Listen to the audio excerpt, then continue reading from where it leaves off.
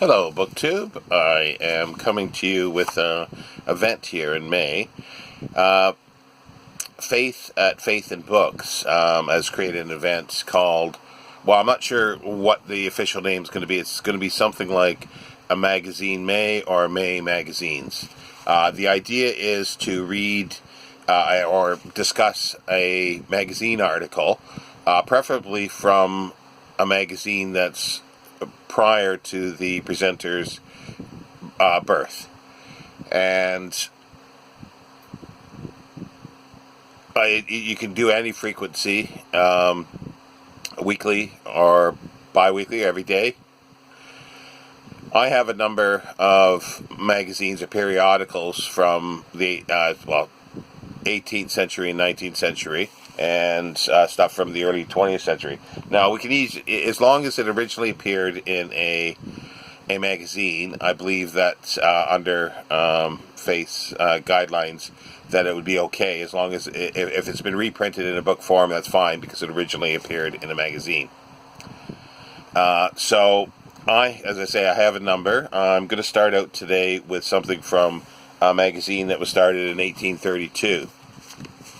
It began as Chambers' Edinburgh Journal, as a weekly 16-page journal, and the first issue was 4th of February 1832. It cost 1p, and it had history, religion, language, and science. And it was started by William Chambers of the name. Him and his brother edited the magazine and wrote many of the articles. In 1854, they changed the name to Chambers' Journal of Popular Literature. Let me see, what's the full title? Popular Literature, Science, and Art.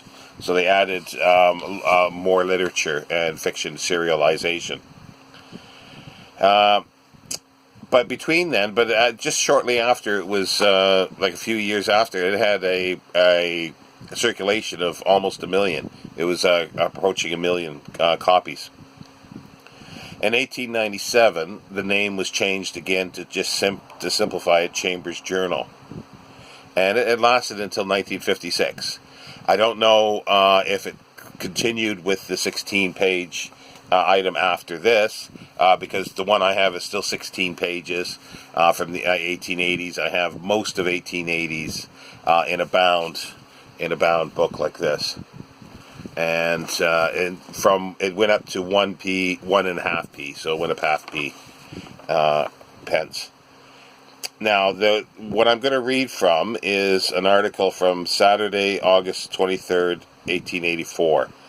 It's number 31, volume 1 of the journal. Now, just a little caveat to it shouldn't need to be said, but obviously we're dealing with stuff that is, in this case, over 100 years old.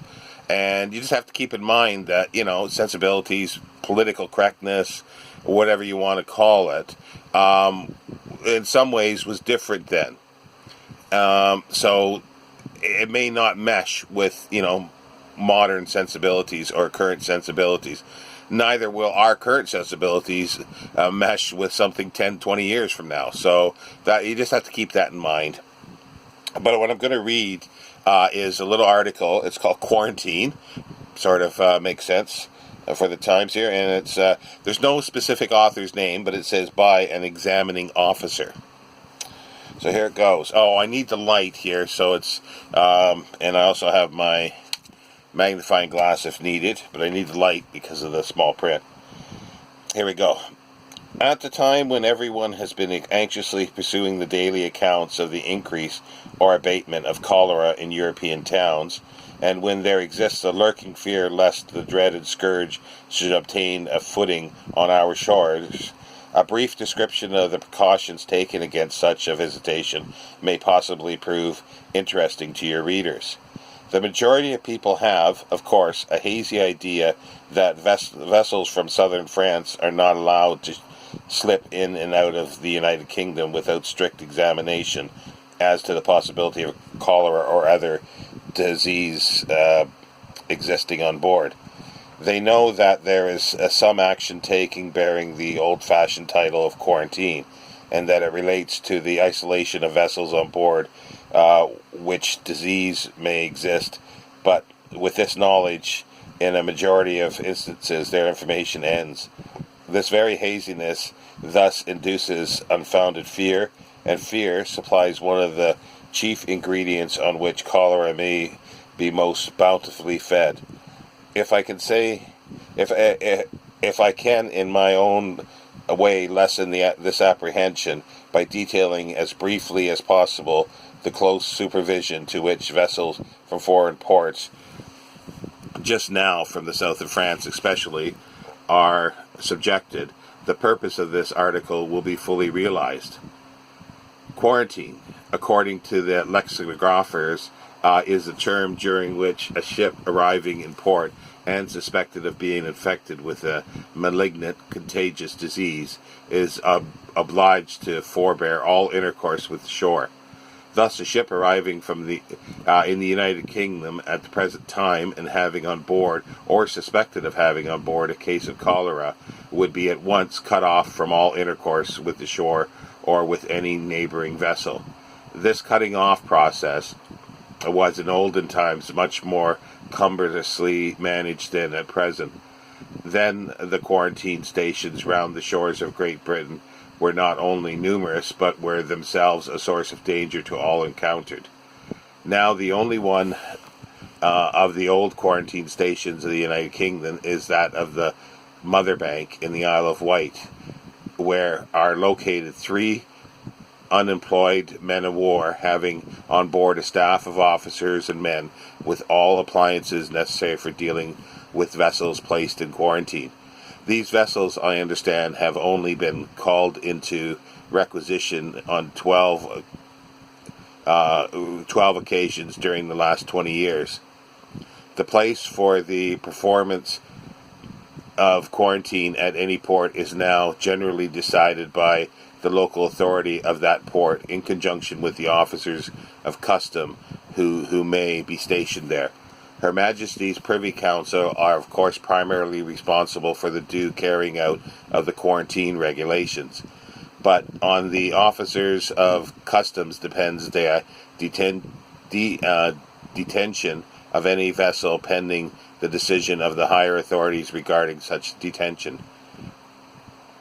To enable the officer of customs to act with authority, the master in the matter, he is provided with a quarantine commission, on the faith of which he can detain any vessel arriving from abroad on board of which he may suspect the existence of cholera or any other infectious disease. I will suppose now a vessel arriving in the Mersey, the Thames, the Tyne, or any other busy shipping centre, the vessel with her national ensign flying aft, to denote that she is from a foreign port.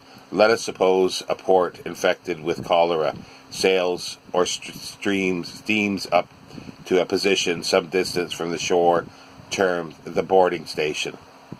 Here the master must bring to under a penalty of £100. The customs officers come alongside in their boat, and before anyone goes on board, the following questions are put to the master. What is the name of the vessel under and of the master? From what port have you come? Was there any sickness at the port when you were lying there or at the time you left it? Have you any bill of health? If so, produce it. What number of officers, crew, and passengers have you on board? Have any of them suffered from any kind of illness during the voyage? If so, state it, however trifling it may have been. Is every person on board in good health at this moment? Should the master refuse to answer any of these questions or give a false answer to any of them, the refusal or falsehood subjects him to a penalty of £100.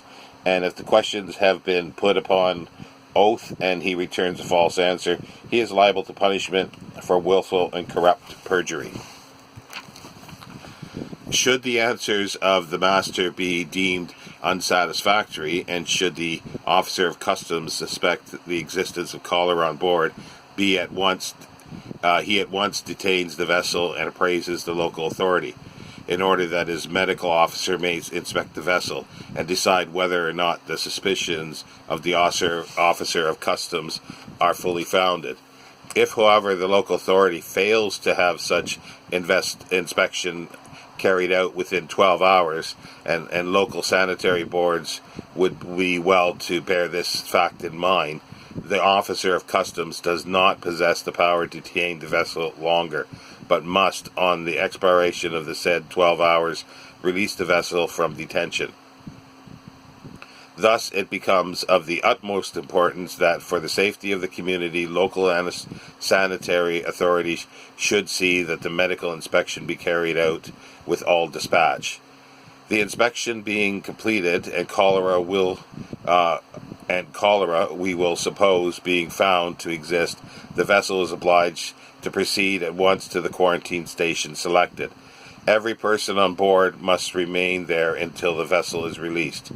Should any one choose to disobey the law and endeavor to escape, he or she incurs a heavy money penalty, with the alternative 6 months imprisonment. This is mild punishment indeed, to that inflicted on the days of our forefathers, when disobedience to quarantine laws subjected the offender to suffer death without the benefit or clergy. Still, it is heavy enough to discourage any attempt at disobedience, when such disobedience would bring upon the transgressor the full rigor of the law. Compared with quarantine punishments in other countries, our penalty is nevertheless, in my opinion, far too lenient.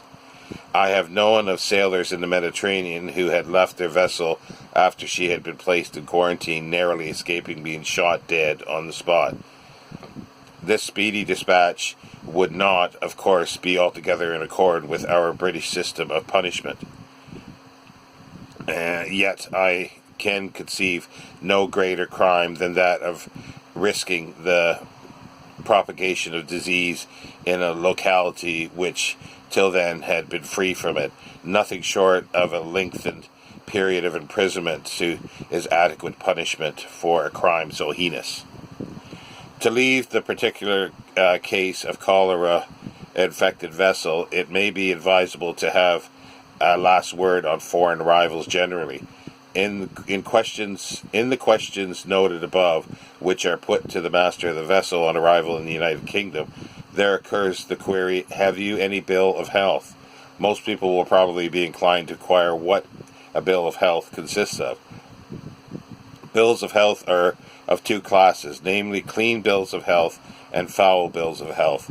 The former is a document signed by the British Council abroad, testifying that there was no disease on board the vessel or at the port at which the vessel loaded her cargo for the homeward voyage.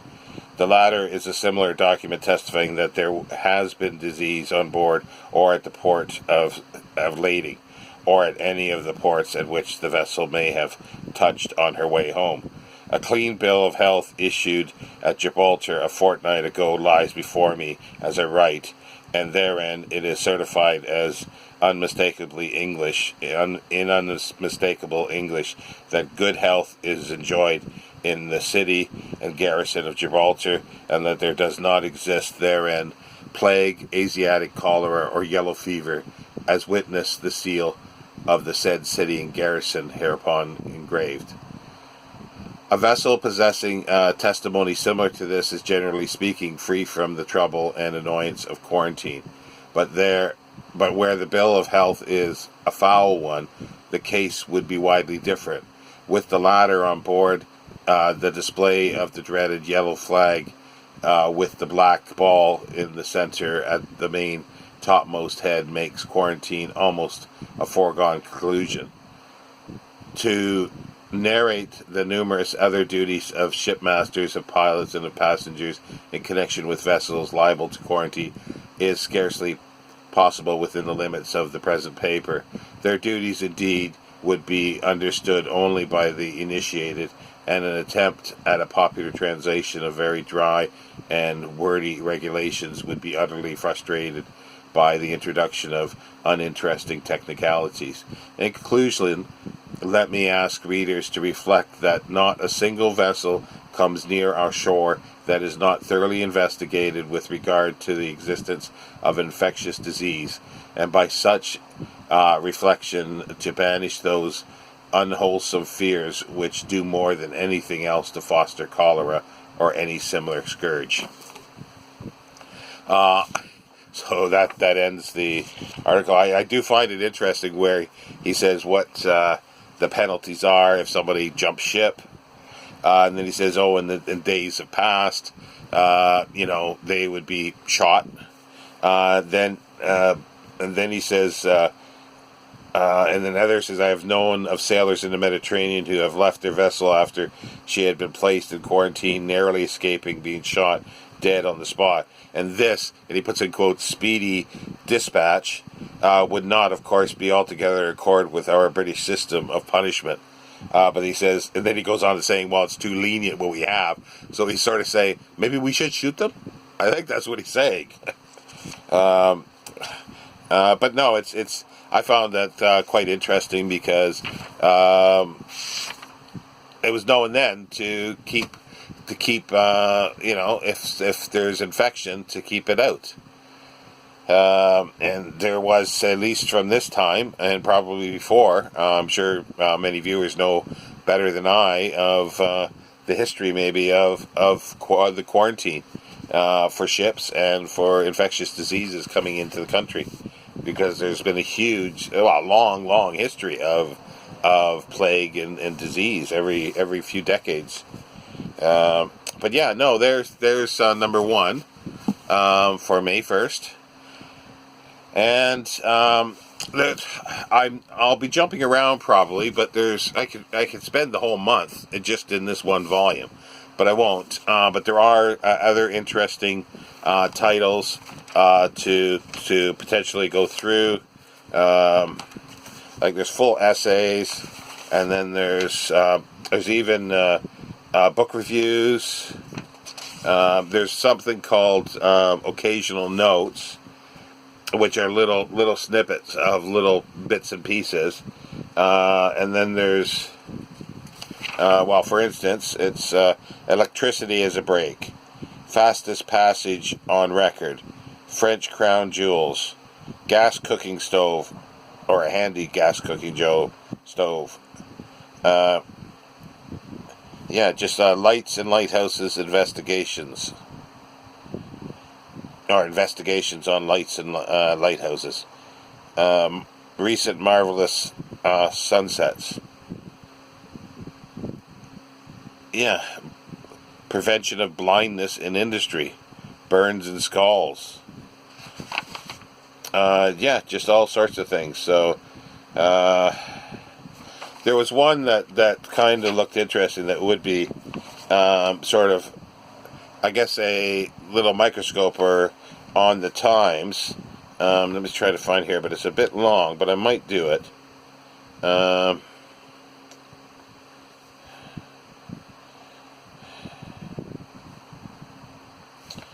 can't find it now. Oh, girls, wives, and mothers.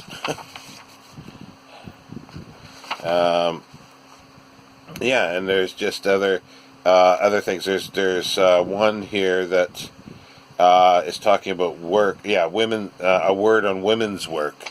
Actually, I will do that one tomorrow. A word on women's work. I'll bookmark that, and we'll do that one tomorrow because that was actually quite interesting. But anyway, I will update the notes below as it goes on till we get the correct name, and I'm not sure who else is actually participating, but I'll add that in as well. Take care. Thank you. Bye.